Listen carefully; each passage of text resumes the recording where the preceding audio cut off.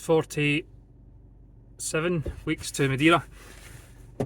Touching base back in the video diary after a Tuesday night warm-up workout rather. I'm in a bit of a lactate bath here, and so is my brain. So yeah, what's coming up in this week's instalment? A bit about working in relationships, my strategy for training for multiple different events at the same time, and then looking ahead to the holiday season, how I'm going to kind of navigate that and negotiate that. Yeah, how to stay fit and maintain fitness in a difficult in a good season, an easy season with holidays and with rest and with things not working.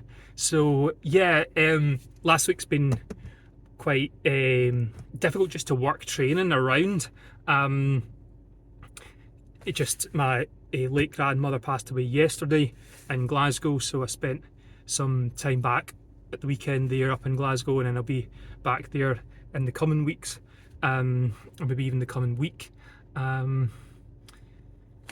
Yeah, and that's just something that I know she's close to the Lord now, and it ended really peacefully. How has that affected my training? Well, I wasn't able to do the pole vault session on Saturday morning as I was getting a last minute flight. We had Storm Bert that meant that I had to travel even earlier, and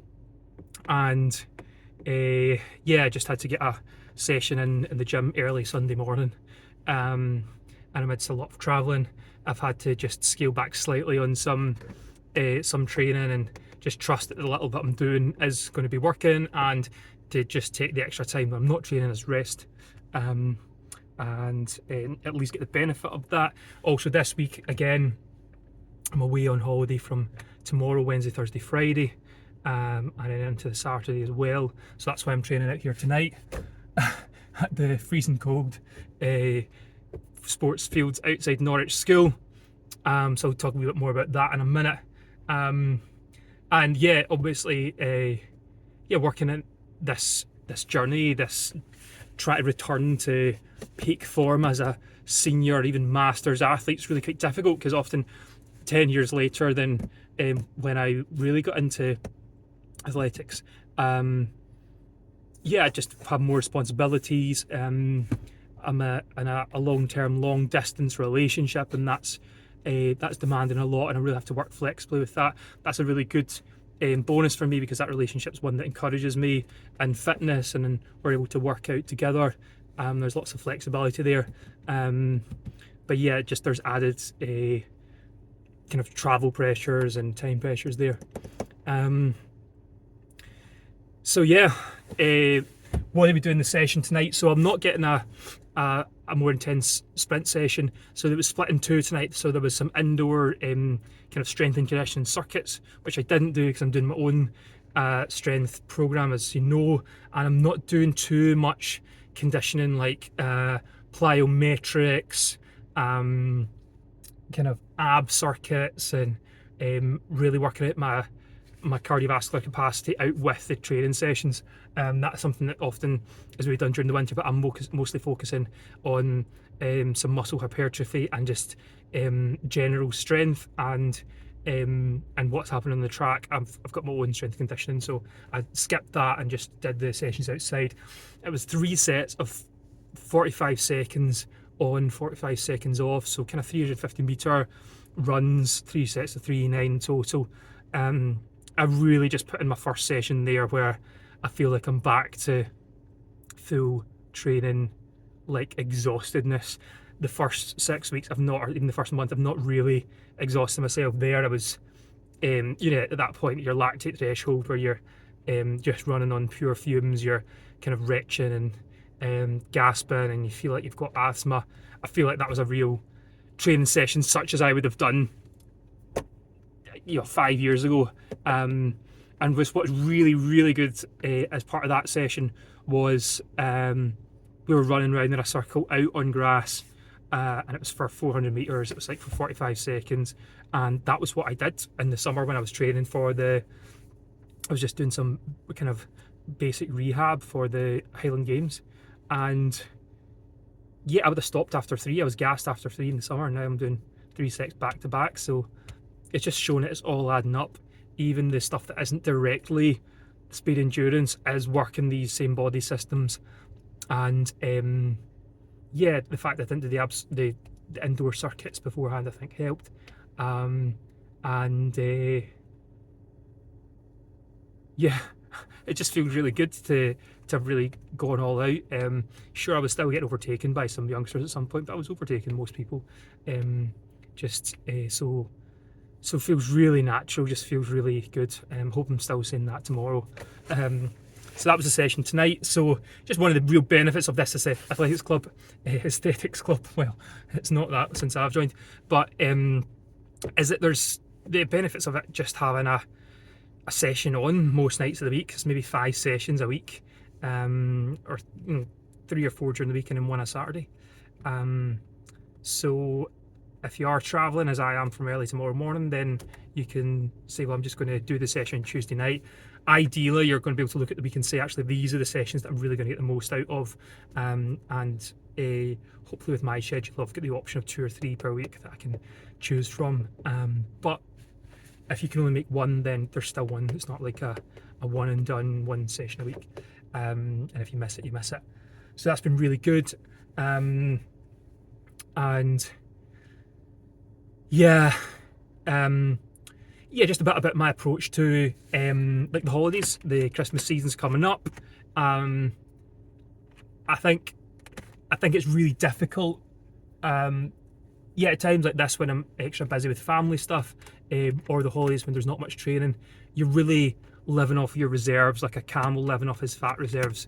In a time of famine, I'm really going to be living off my reserves of discipline and even fitness reserves over those times, so I can train right hard up to Christmas. And then if I'm only doing a couple of sessions over the course of 1 week, that's fine, because that can count as recovery. I would encourage any other emerging athlete in their early 30s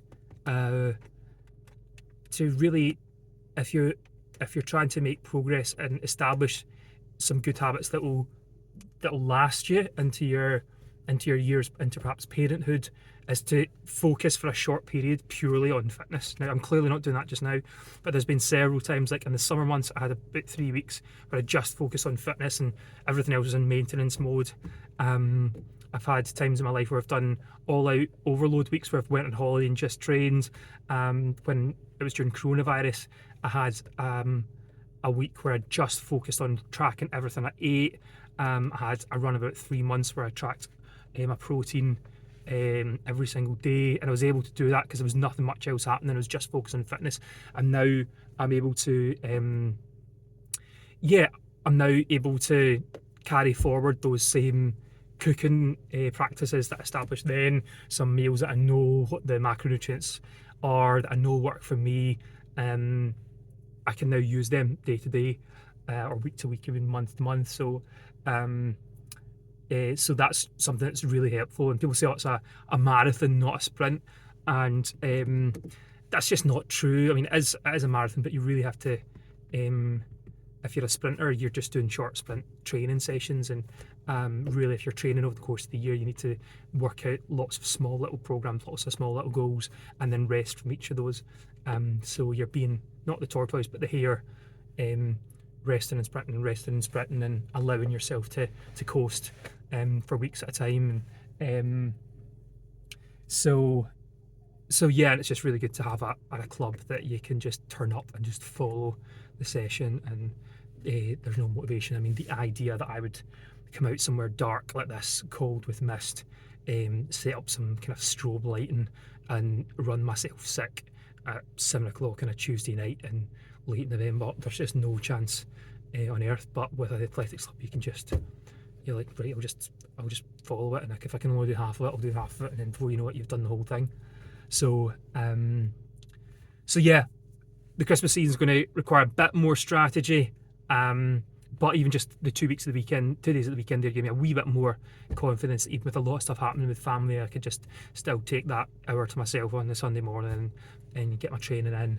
And again, diet wise, I'm just going to be focusing on getting my protein, getting my vegetables, getting my protein shakes in, and I know that if I'm overemphasizing that, then I can afford to have some bits of cake. I can afford to have a big Christmas dinner that I know that I'm not going to be training the next day and retching it up.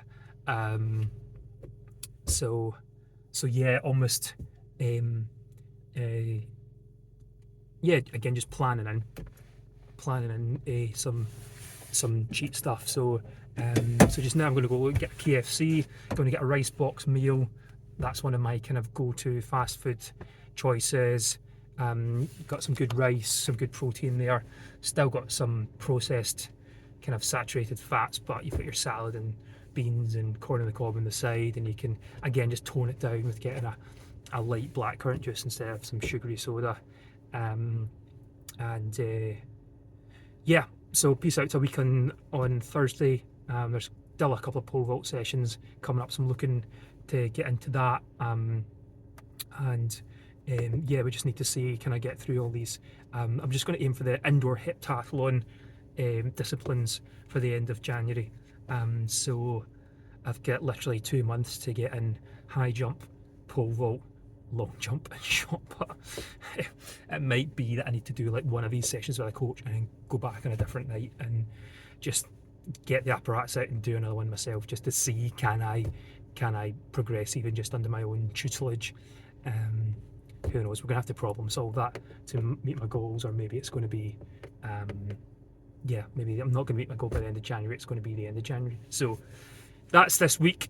Bit higgledy-piggledy. Look forward to next week. Be walking back, same as usual. No track tag today.